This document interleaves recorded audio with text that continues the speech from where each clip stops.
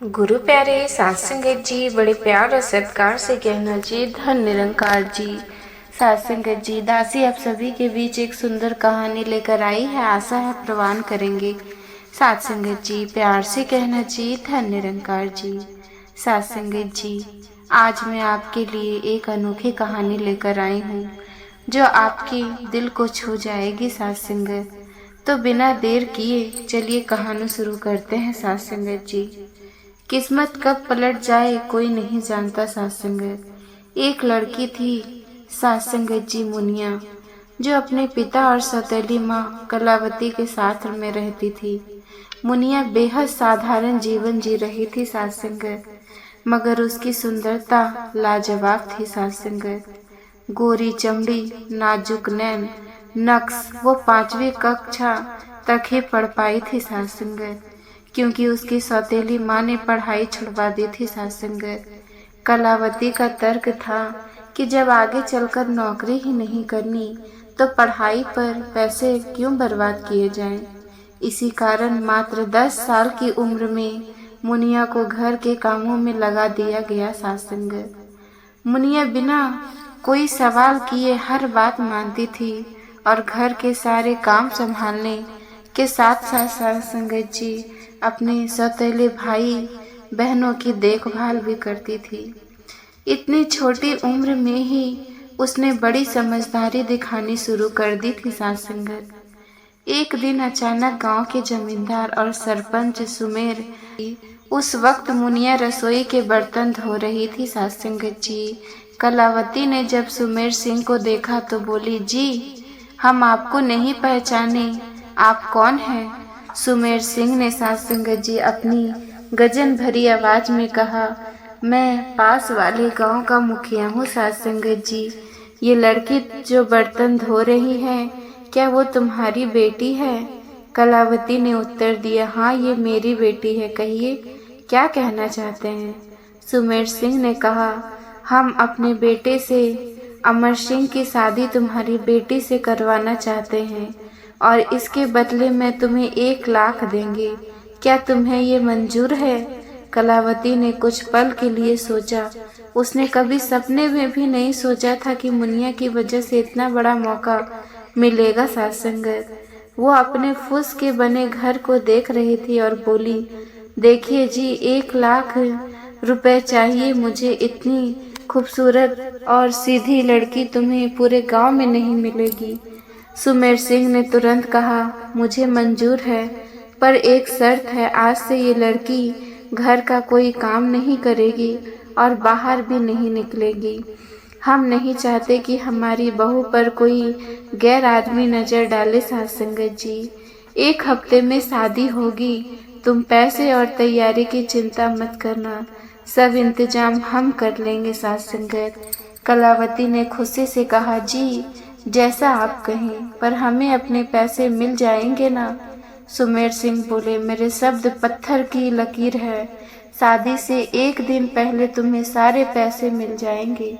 कलावती ने कहा, तो फिर ये रिश्ता पक्का समझिए, आज से मुनिया घर से बाहर नहीं जाएगी। सुमेर सिंह मुस्कुराते हुए बोले, तुम बहुत समझदार हो।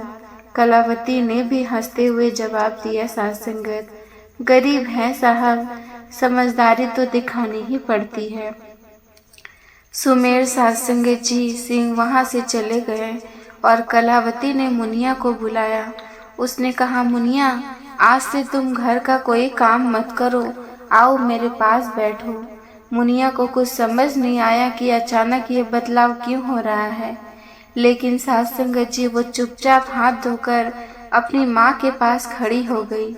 कलावती ने कहा, तुम्हारे लिए एक बहुत बड़ा रिश्ता आया है। पड़ोसी गांव के मुखिया ने अपने बेटे अमर सिंह के लिए तुम्हारा हाथ मांगा है। सुना है उनके पास कई हवेलियां हैं, वहां तो नौकर चाकर होंगे, तुम्हें काम करने की जरूरत नहीं होगी। साथ संगत, बस आवाज लगाओ, खाना हाजिर।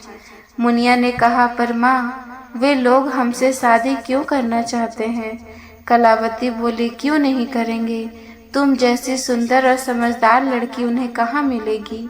इसी वजह से वो रिश्ता लेकर आए। साथ संगत, 1 हफ्ते में तुम्हारी शादी होगी और सारा खर्चा भी वही लोग उठाएंगे। साथ संगत मुनिया ने बर्तन धोने के लिए वापस जाने की कोशिश की, मगर कलावती ने उसे रोक लिया और कहा, अब से कोई काम नहीं करना मुनिया। दरवाजे के पास छिटक कर कुछ देख रही थी साथ संगत। तभी कलावती उसके पास आकर बोली, अब से सारा काम हम करेंगे, तू बस आराम कर। मुनिया तो अपनी सहेली मंजूरी से मिलने जाने की वाली थी, तब कलावती ने उसे रोक लिया और कहा, साथ संगत अब घर से बाहर जाना भी बंद, जिसे मिलना है उसे घर में ही बुला लेंगे। मुनिया ने सिर हिलाया और चुपचाप अपने कमरे में जाकर लेट गई सात संगत जी। सात संगत जी उसे समझ नहीं आ रहा था कि माँ अचानक इतनी सात संगत जी फिक्र क्यों कर रही है। माँ जो हमेशा उसे ताने मारती रहती थी, एक छोटा सा काम करने में भी कितना वक्त लगाती थी, शायद अब जब वो यहाँ से जाने वाली है इसीलिए माँ का इस तरह ध्यान रखना स्वाभाविक हो गया है। आखिर माँ तो माँ होती है साथ संगत, चाहे कैसी भी हो। विचारों में डूबी मुनिया रात के 8 बजते बजते सोने की कोशिश कर रही थी। तभी उसके पिता हरिया थके हारे घर लौटे। कलावती ने उनके हाथ मुंह धोकर पास बैठाते हुए कहा, आओ एक खुशखबरी सुनानी है। हरिया ने हैरानी से पूछा, खुशखबरी कैसी? कलावती ने मुस्कुराते हुए जवाब दिया, साथ संगत मुनिया का रिश्ता तय हो गया है साथ संगत। पड़ोस के मुनिया सुमेर सिंह के बेटे से हरिया चौंकते हुए बोले, इतने बड़े आदमी का हमारे गरीब घर से रिश्ता क्यों? कलावती ने कहा, आप तो हर बात में नुस्खा चीनी करने लगते हैं साथ संगत।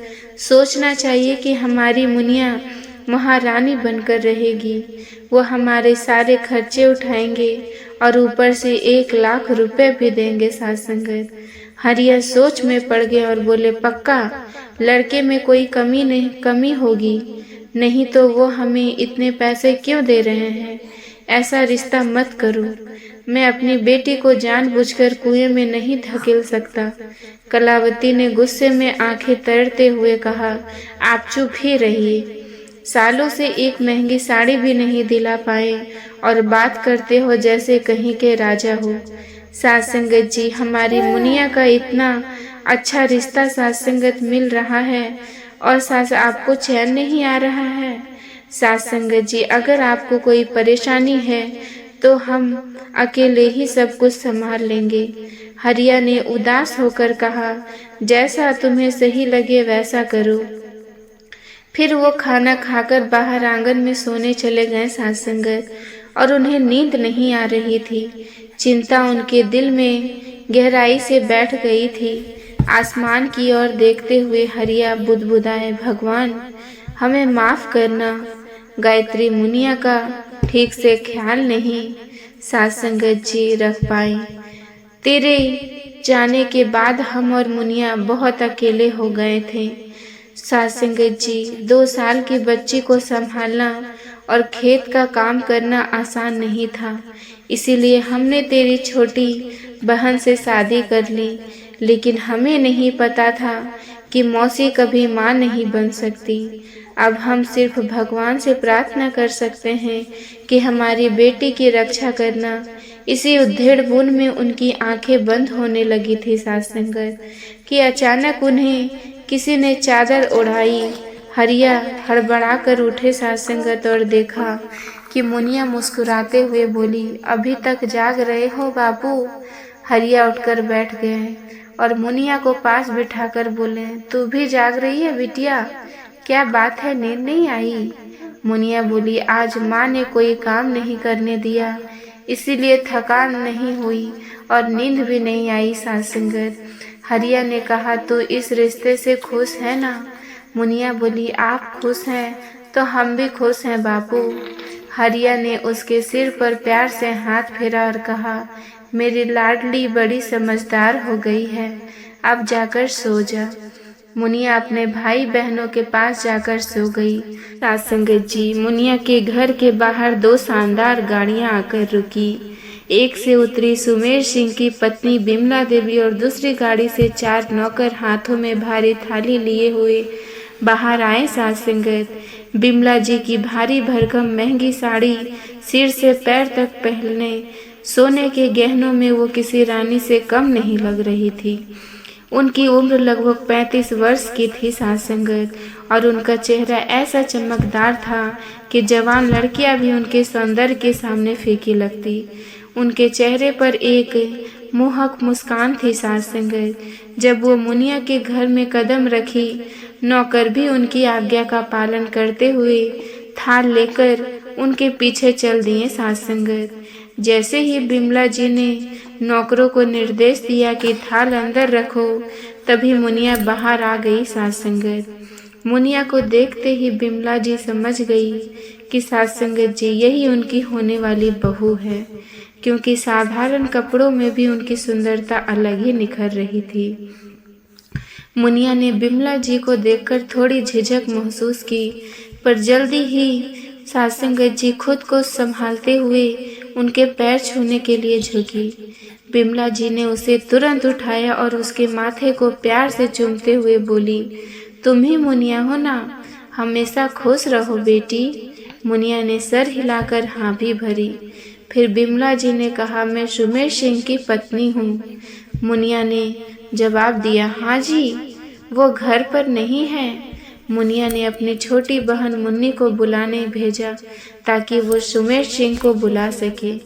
बिमला जी खुद मुनिया के पास बैठ गई और मुनिया को अपने पास बुलाते हुए बोली, माँ कहो बेटी। माँ जी ने फिर उन्होंने भावुक होते हुए कहा, मुझे हमेशा से एक बेटी की चाहत थी जो अब तुम्हारे रूप में साथ संगत जी पूरी हो गई, लेकिन तुम्हारी किस्मत की बात सोचकर मेरा दिल दुखता है। भगवान ऐसी किस्मत किसी बेटी को ना दे। ये कहते कहते बिमला जी की आंखें भर आई। साथ संगत लेकिन उन्होंने धीरे से अपने आंसू पोंछ लिए ताकि कोई देख ना सके। उधर पड़ोस में कलावती अपनी तारीफों के फूल बांध रही थी कि उसने मुनिया के लिए कितना अच्छा घर और दुल्हा चुना है। साथ संगत जी पड़ोस की औरतें उसकी तारीफ करते नहीं तक रही थी, क्योंकि साथ संगत गरीब घर में अमीर घराने का रिश्ता आना कोई छोटी बात नहीं थी। लेकिन उन्हें ये नहीं पता था कि कलावती ने मुनिया का सौदा पैसों के लिए किया था। कलावती इतनी लालची थी कि वो साथ संगत जी पैसों के लिए किसी को भी बेच सकती थी। मुनिया तो फिर भी उसकी सौतेली बेटी थी।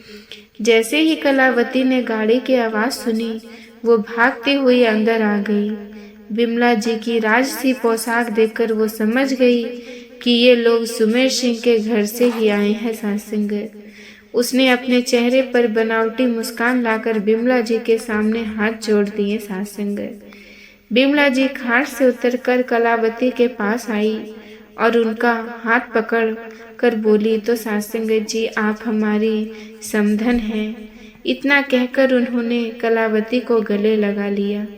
कलावती ने बिमला जी से अलग होते हुए कहा, आप तो एकदम रानी जैसी लग रही है।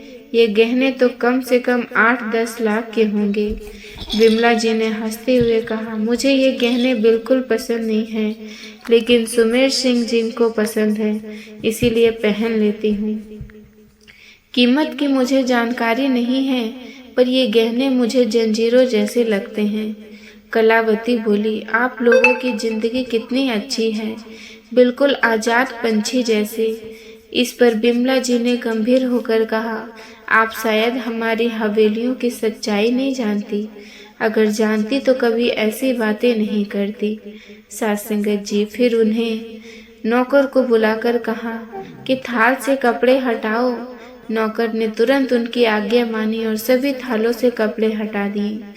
एक थाल पूरा बेशक कीमती गहनों से भरा हुआ था, दूसरे में मुनिया के घर वालों के लिए महंगे कपड़े और गहने थे, तीसरे थाल में साथ संगत 500 साथ संगत जी कौड़ियाँ थी और चौथे में मुनिया के लिए महंगी साड़ियाँ थी। साथ संगत कलावती हैरान होकर सबको देख रही थी।